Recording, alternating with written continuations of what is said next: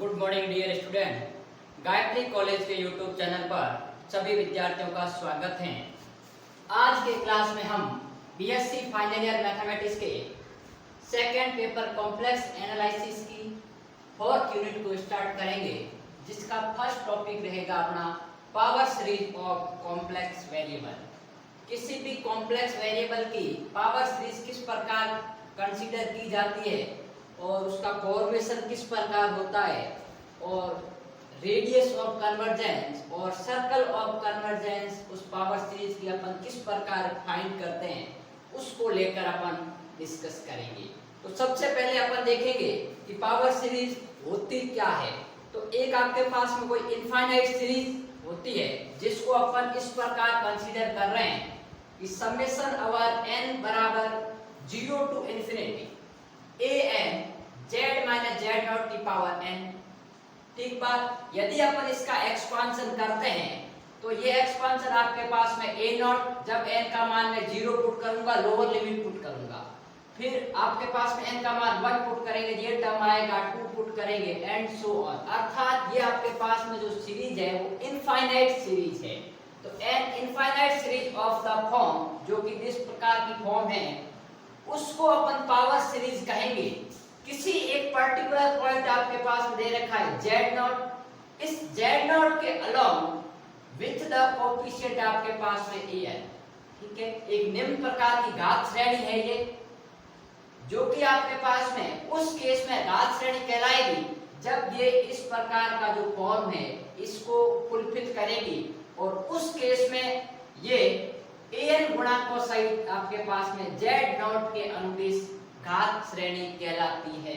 और इस श्रेणी के अंतर्गत जो आपके पास में a0, a1, a2 है, ये सब आपके पास में रियल और कॉम्प्लेक्स में भी, रियल भी हो सकते हैं और कॉम्प्लेक्स कांस्टेंट भी हो सकते हैं, या फिर इसको अपन कोएफिशिएंट ऑफ सीरीज भी कहते हैं। ठीक बात। और अपन एक बता देता हूं, इसमें जो z0 है वो आपके पास में, यहां पर मैं लिख लेता हूं कि जो z0 है वो आपके पास में सेंटर ऑफ सीरीज या पावर सीरीज अपन कह सकते हैं। तो ये जो आपके पास में पावर सीरीज दे रखी है, इसका जो सेंटर है वो आपके पास में z0 है। इस z0 के अनुदिश या अलोंग ये an गुणांकों वाली घात श्रेणी है। अब देखिए, ये जो आपके पास इसमें z है वो कॉम्प्लेक्स वेरिएबल है, जिसको अपन x प्लस आयोटा y के फॉर्म में लिखते हैं। ठीक बात। अब इस पावर सीरीज के साथ में यदि अपन z0 का मान 0 हो जाए, अर्थात if z0 equals to 0, then this power series is called आपके पास में power series along the origin. आपके पास में यदि मैं z0 0 करूंगा तो ये वैल्यू 0, तो ये आपके पास में पावर सीरीज आ जाएगी समेशन ओवर n बराबर 0 टू इनफाइनाइट an z की पावर n, जिसको अपन यदि ये आपके पास में लिमिट पुट करके अपन इसका एक्सपांशन करते हैं, ये कुछ इस प्रकार का फॉर्म आता है आपके पास में। अब देखिए, इसके अंतर्गत आपके पास में वही a0, a1, a2 है, वो आपके पास में कोएफिशिएंट ऑफ सीरीज या कॉम्प्लेक्स और रियल कुछ भी आपके पास में हो सकते हैं। और ये जो पावर सीरीज है ये आपके पास में अलोंग ओरिजिन आपके पास में है। ये कोई आपके पास में z0 पॉइंट के अलोंग थी, मैंने लिखा है आपके पास है for a point along z0 with coefficient an। तो ये भी आपके पास में an कोएफिशिएंट के साथ में है, लेकिन आपके पास में मूल बिंदु के परिध या अलोंग ओरिजिन अपन कह सकते हैं। ठीक है, ये इसका एक पर्टिकुलर केस है। अब देखिए, यहाँ पर जो z0 है वो आपके पास है, मैंने बता दिया इस पावर सीरीज का सेंटर कहलाता है, और वो अधिकतर केस में आपको मूल बिंदु पर ही अपन को देता है। अब मेरी बात सुनिए, इस पावर सीरीज के अंतर्गत अपन क्या क्या कंसीडर करेंगे या डिस्कस करेंगे, उसमें सबसे पहले है circle and radius of convergence. इस पावर सीरीज के अभिसरण की शर्त निकालेंगे अपन कि इसके आपके पास में वृत्त के अभिसरण होने की शर्त, और आपके पास में इसकी त्रिज्या क्या होती है आपके पास में अभिसरण के लिए, उसकी कंडीशन को अपन फाइंड आउट करेंगे। तो देखिए, आपके पास में अपन एक सर्कल कंसीडर कर लेते हैं। कॉम्प्लेक्स में मैंने आपको बताया था कि mod of z minus z not equal to r, ये इस प्रकार का जो फॉर्म होता है ये कॉम्प्लेक्स के अंतर्गत आर रेडियस के सर्कल को रिप्रेजेंट कर रहा है, जिसका जेड नॉट क्या है, सेंटर है। ये सर्कल की इक्वेशन है जिसका सेंटर जेड नॉट है और रेडियस आर है। ठीक है, इस सर्कल के अंतर्गत आपके पास में मान लीजिए ये circle mod of z equal to r जिसका सेंटर 0 है, वो आपके पास में उन जेड की सभी वैल्यू को कंसिस्ट करना चाहिए जिसके अंतर्गत वे जेड के सभी मान आते हो। अर्थात आपके पास में ये जो पावर सीरीज है वो पावर सीरीज उन जेड के सभी मान के लिए कन्वर्जेंस होनी चाहिए। तो यदि वो कन्वर्जेंस है उन जेड के सभी मान के लिए, तो वो जो आपके पास में सर्कल होगा वो सर्कल ऑफ कन्वर्जेंस कहलाता है। देखिए लिखा हुआ है the circle mod of z equals to r consisting of all values of z, अर्थात जेड की वो सभी वैल्यू को कंसिस्ट करता है जिसके लिए पावर सीरीज कन्वर्जेंस होनी चाहिए। मतलब ये जो सर्कल है आर रेडियस का, इसके अंतर्गत जेड के सभी मान लीजिए आपके पास में ये एक सर्कल है, इसकी रेडियस आपके पास में ये गिवन है आपके पास में आर, और सेंटर यदि आपके पास में इसमें अपन ने 0 कंसीडर किया है, और यदि जेड नॉट होता है तो जेड, ठीक बात, ये आपके पास में 0,0। ये जो सर्कल है इस सर्कल के अंतर्गत जेड के वो सभी मान के लिए ये जो आपके पास में सर्कल है वो सर्कल ऑफ कन्वर्जेंस कहलाता है। लेकिन उसके लिए जो पावर सीरीज है वो पावर सीरीज कन्वर्जेंस होनी चाहिए, अर्थात वो अभिसरण की शर्त का पालन करना जरूरी है। अब मैं ये आपको बाद में बताऊंगा कि आपके पास में पावर सीरीज है वो कन्वर्जेंस कब होती है या कैसे पता करते हैं, वो अभी एक डेरिवेशन देखेंगे और फिर अपन आर्टिकल के थ्रू देखेंगे। ठीक है, तो ये आपके पास में सर्कल ऑफ कन्वर्जेंस हो गई, अर्थात किसी भी सर्कल के अंतर्गत या रीजन के अंतर्गत जेड के वे सभी मान जिनके लिए ये सर्कल है वो सर्कल के लिए पावर सीरीज है वो आपके पास में कन्वर्जेंस है, तो वो सर्कल आपके पास में सर्कल ऑफ कन्वर्जेंस कहलाता है। और इसकी जो ये रेडियस आर है, इस रेडियस आर को अपन रेडियस ऑफ कन्वर्जेंस कहते हैं। ठीक है, अब बात सुनिए, अपन रेडियस ऑफ कन्वर्जेंस निकालते कैसे हैं किसी पावर सीरीज की। तो देखिए, एक अपन ने जब अलजेब्रा पढ़ी थी और अपन रियल एनालिसिस के भी अनुसार जानते हैं, अपन ने कोशी थ्योरम, डी-एलम्बर्ट थ्योरम, इस प्रकार के अपन कन्वर्जेंस के लिए अपन ने टेस्ट पढ़े थे, और लिमिट के लिए अपन ने कोशी थ्योरम पढ़ी थी लिमिट के लिए। तो देखिए भाई, Cauchy theorem the radius of convergence of power series, मान लीजिए आपके पास में ये पावर सीरीज है जिसमें मैं सेंटर 0 ले रहा हूं, ये पावर सीरीज मैं कंसीडर कर रहा हूं जिसके अंदर सेंटर आपके पास में मूल बिंदु है अर्थात ओरिजिन है।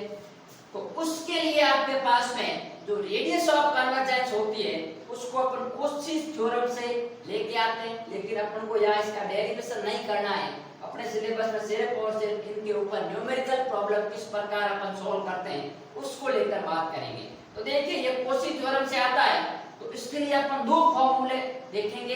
पहला फॉर्मूला है कि जहां पर r आपके पास में रेडियस ऑफ कन्वर्जेंस है, तो 1/r है वो आपके पास में limit n tends to infinity mod of या मॉडुलस ऑफ an क्या है, इस पावर सीरीज का z की पावर n का कोएफिशिएंट, अर्थात कोएफिशिएंट ऑफ n+1 टर्म। आपके पास में कई बुक में ये लिखा हुआ है, ये आपके पास में कोएफिशिएंट ऑफ nth टर्म है, लेकिन ध्यान रखना ये आपके पास में यहाँ से यदि काउंट करें तो n है, लेकिन ये भी तो काउंट होगा, इसलिए ये n+1th टर्म है। ठीक है, तो ये जो an है वो limit n tends to infinity modulus of an की पावर 1/n, या तो अपन इस फार्मूले को अप्लाई करेंगे और या फिर 1/r equal to limit n tends to infinity modulus of an+1/an। देखिए, मैक्सिमम क्वेश्चन अपने इस फार्मूले से हो जाएंगे, और कई क्वेश्चन होते हैं जो दोनों फार्मूले से आपके पास में हो जाते हैं, लेकिन कई क्वेश्चन होते हैं जिसमें अपन यदि फार्मूले को देख के लगाएंगे तो क्वेश्चन इजी हो जाएंगे, लेकिन यदि अपन ने फार्मूला लगाने में यदि आपके पास मिस्टेक कर ली तो थोड़ा क्वेश्चन लंबा हो सकता है। अब मैं आपको बताऊंगा कि आपके पास में एक सर्कल के लिए जो पावर सीरीज होती है वो कन्वर्जेंस किस किस कंडीशन के अंतर्गत होती है, या फिर कौन कौन से जेड के मान के लिए होती है। किसी भी प्लेन के अंतर्गत, प्लेन चाहे आपके पास में किस प्रकार का हो या सर्कुलर प्लेन हो। तो सबसे पहले अपन बात करेंगे रीजन ऑफ कन्वर्जेंस को लेकर।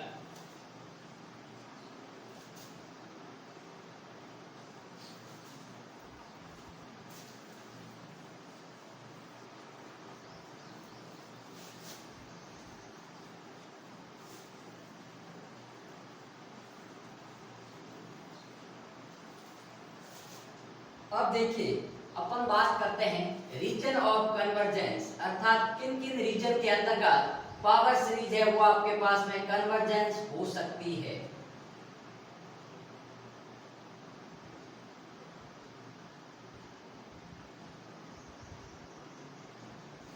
Reason of convergence of power series. ठीक बात। देखिए सबसे पहले आपके पास में जो पावर सीरीज है वो आपके पास में कन्वर्ज ऑन अ पॉइंट। ठीक है, कोई भी आपके पास में एक पर्टिकुलर पॉइंट z नॉट, या फिर अपन ये कह सकते हैं the series is converge only for z बराबर z नॉट। मतलब आपके पास में एक कोई पर्टिकुलर पॉइंट है z नॉट, उस पर आपके पास में कन्वर्ज कर रही हो, या फिर अपन सेकंड बात करते हैं कि आपके पास में converge on a whole plane. आपके पास में जो पूरा आपके पास में प्लेन दे रखा है उस प्लेन के ऊपर आपके पास में प्रत्येक बिंदु पर वो सीरीज कन्वर्जेंस हो रही हो। ठीक है, और थर्ड बात अपन बात करेंगे सर्कुलर प्लेन के अंतर्गत। ठीक है, यदि आपके पास में अपन सर्कुलर प्लेन की बात करें तो देखिए द सीरीज आपके पास में इज कन्वर्जेंस एवरीवेयर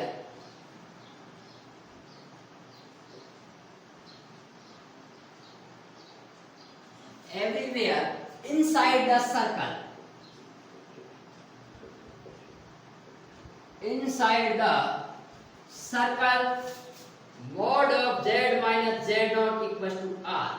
ठीक है, यदि अपन सर्कुलर प्लेन की बात करते हैं, मान लीजिए आपके पास में ये कोई सर्कल है और इस सर्कल का ये आपके पास में रेडियस है और ये सेंटर है z नॉट, तो इस सर्कल के अंतर्गत z के सभी मान के लिए वो सीरीज है वो कन्वर्जेंस होगी, और इस सर्कल के बाहर अर्थात जब आपके पास है mode of z minus z not का मान r से बड़ा हो जाए तब वो आपके पास में डाइवर्जेंस होगी। बिकॉज क्योंकि इस सीरीज के अंतर्गत आपके पास में जब बाहर जाते हैं तो वो जो आपके पास में टर्म्स आएंगे वो टर्म्स अनबाउंडेड हो जाएंगे आपके पास में z के मान के लिए। तो अनबाउंडेड होने के कारण वो सीरीज क्या हो जाएगी आपके पास में divergence.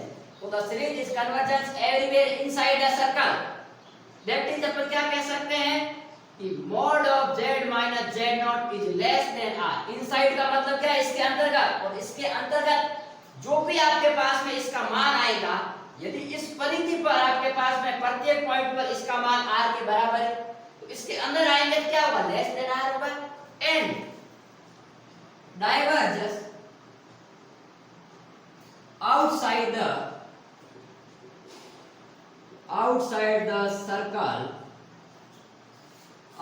the circle mod of z minus z naught equals to r। that is अपन ये कह सकते हैं कि mod of z minus z naught है वो आपके पास यदि ग्रेटर देन r हो जाए तो उस केस में वो सीरीज डाइवर्जेंस होगी। रीजन लिख लेता हूं, because the terms of series is unbounded। और अपन को पता है अपन रियल एनालिसिस में जब पढ़ेंगे मोस्ट सारी थ्योरम पढ़ेंगे उसमें अपन बाउंडेड की और कन्वर्जेंस की कंडीशन पढ़ेंगे, तब अपन देखेंगे कि जब सीरीज अनबाउंड हो जाती है तो उस केस में वो आपके पास में डाइवर्जेंस कहलाती है। ठीक बात। अब देखिए ये तीन कंडीशन है। कन्वर्जेंस आपके पास में किसी पर्टिकुलर पॉइंट z नॉट पर हो सकती है, या आपके पास में किसी भी बॉल प्लेन जिसको अपन गॉसियन प्लेन कह सकते हैं या कॉम्प्लेक्स प्लेन कह सकते हैं उस प्लेन के अंतर्गत हो रहा हो, और या फिर आपके पास में एक सर्कुलर प्लेन और सर्कुलर प्लेन के यदि अंतर्गत आ रही हो तो वो आपके पास में यदि सर्कल के इनसाइड आ रही है तो वो कन्वर्जेंस होगी, और यदि आउटसाइड आ रही है तो वो डाइवर्जेंस होगी। अब देखिए ये जो सर्कुलर प्लेन वाला कॉन्सेप्ट है उसको अपन एक कोची हेडमेड थ्योरम के अनुसार ये प्रूव करते हैं। तो पहले हालांकि उसका डेरिवेशन आपके सिलेबस में नहीं पूछते, फिर भी मैं आपको करवा देता हूं कि ये कंडीशन कहां से आती है। ठीक है, तो अपन एक थ्योरम देखेंगे जिसके अनुसार द सर्कल ऑफ कन्वर्जेंस की कंडीशन ज्ञात करेंगे फॉर सर्कुलर प्लेन के लिए। ठीक बात। तो अब देखिए अपन बात कर रहे हैं एक थ्योरम्स को लेकर जो कि बड़ी इंपॉर्टेंट थ्योरम है। थ्योरम का स्टेटमेंट ये कहता है कि for every power series, power series अपन कंसीडर कर रहे हैं an into z की पावर n, देयर एग्जिस्ट, इसका मतलब है एक विद्यमान कर रहा है, there exist a real number capital R which is greater than or equal to 0 such that, इसका मान आपके पास में या तो 0 होगा या 0 से बड़ा होगा, लेकिन नेगेटिव किसी भी हालत में नहीं होगा। तब आपके पास में दो कंडीशन है, the series is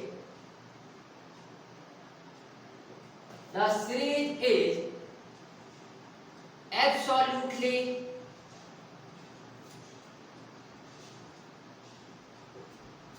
convergent if mod of z is less than r, ठीक बात। और सेकंड बात अपन करेंगे कि the series is absolutely divergent if mod of z equals to r। मैं सेंटर, क्योंकि मैंने जो पावर सीरीज कंसीडर की है उसमें जो सेंटर है वो मूल बिंदु है, इसलिए mod of z is less than r और greater than, यदि वो मूल बिंदु नहीं है तो mod of z minus z dot आएगा, उससे कोई फर्क नहीं पड़ना आपके पास में। तो इस कंडीशन को अभी मैंने लिखा है ताकि z के वे सभी मान जो कि उस वृत्त की त्रिज्या से आपके पास में लाइज करते हैं इनसाइड, तो वो कन्वर्जेंस होगा वरना डाइवर्जेंस होगा। अब इसका प्रूफ देखने के लिए अपन एक थ्योरम यूज करेंगे, by Cauchy root test, Cauchy का मूल परीक्षण, बाय कोशी रूट टेस्ट, ठीक है। उसके अनुसार अपन क्या जानते हैं कि limit n tends to infinity un की पावर 1 अपॉन n का मान यदि l आ जाए, ठीक है, जहां पर समीशन un क्या है, the series of positive term, ठीक है, देन यदि l का मान आपके पास 1 से छोटा है, देन सीरीज इज कन्वर्जेंस, और यदि आपके पास में l का मान 1 से बड़ा है, देन सीरीज इज डाइवर्जेंस, ठीक बात। और यदि अपन कह रहे थे कि l का मान 1 है, देन टेस्ट आपके पास में क्या हो जाता है, फेल हो जाता है। और यदि टेस्ट ये फेल हो जाता है तो अपन जाते हैं आपके पास में किसमें, डी नंबर रेशियो टेस्ट में, जो टेस्ट का आपको मैं बता देता हूं, limit n tends to infinity un plus 1 upon un का मान बराबर यदि l आ जाए और l इज लेस देन 1 होगा तो कन्वर्जेंस, ग्रेटर देन 1 होगा तो डाइवर्जेंस, और l बराबर 1 पर फेल होने पर अपन आगे और जाएंगे लॉगरिथमिक टेस्ट के अंतर्गत। तो ये अपन को नहीं देखना है, अपन जो यहाँ डेरिवेशन देखेंगे वो कोशी रूट टेस्ट से देखेंगे। इसके अनुसार जहां पर मैं बता देता हूं, वेयर un आपके पास में क्या है, an into z की पावर n, अर्थात ये जो समीशन un हो गया, क्योंकि an into z की पावर n बराबर un है, तो ये क्या होगा, summation un the series of positive term, धनात्मक पदों की श्रेणी है आपके पास में। अब देखिए अपन बात करें, सिंस क्या जानते हैं कि ये जो un है, अपन ये बात करें limit n tends to infinity, ये आपके पास में देखिए ज्यादा अच्छा रहेगा, इसका अपन मॉडुलस कर लेते हैं। तो मॉडुलस आपके पास में क्या है, an into z की पावर n की पावर 1 अपॉन n, ठीक है, इज लेस देन 1 होगा, कब, फॉर कन्वर्जेंस, ठीक है। तो अब मेरी बात सुनिए, मैं कन्वर्जेंस कंडीशन पहले यूज कर रहा हूं, तो अब उसके अनुसार limit n tends to infinity, अब देखिए ये हो गया आपके पास में मॉड ऑफ an की power 1 upon n into mod of z, क्योंकि n से 1 upon n cancel out, is less than 1।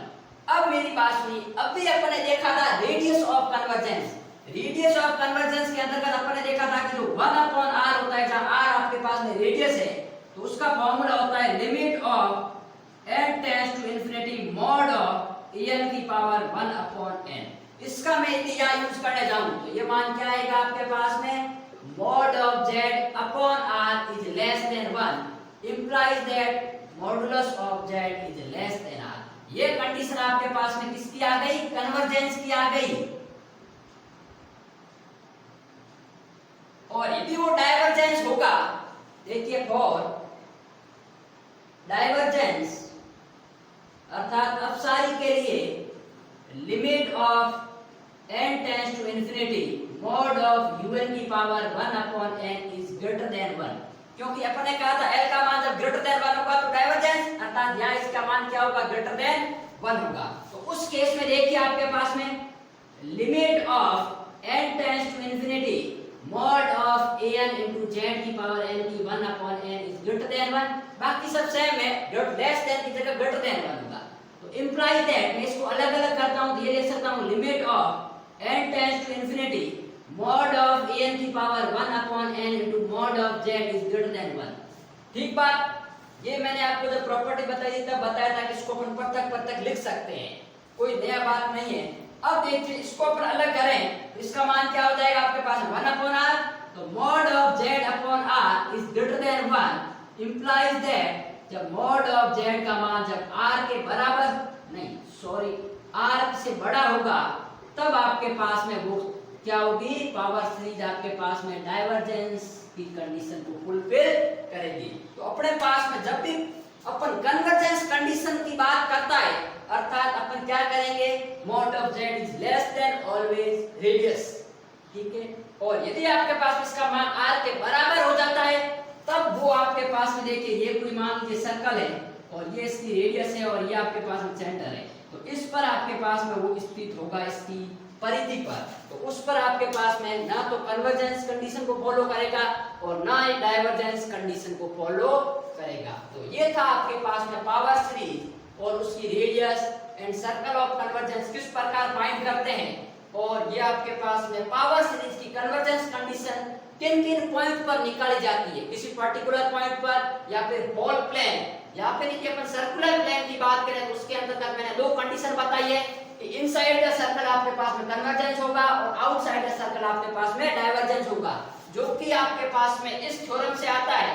और इस थ्योरम का नाम आपके पास है बता देता हूं, इसको अपन कह रहे हैं आपके पास एक साइंटिस्ट था कोची एडवर्ड थ्योरम।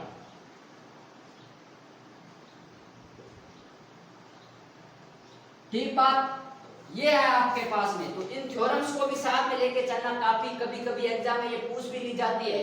तो ये था आपके पास में कंसेप्ट। अब अपन नेक्स्ट लेक्चर में इस पावर सीरीज की रेडियस ऑफ कन्वर्जेंस और रीजन ऑफ कन्वर्जेंस किस प्रकार फाइंड करते हैं उसको लेकर बात करेंगे।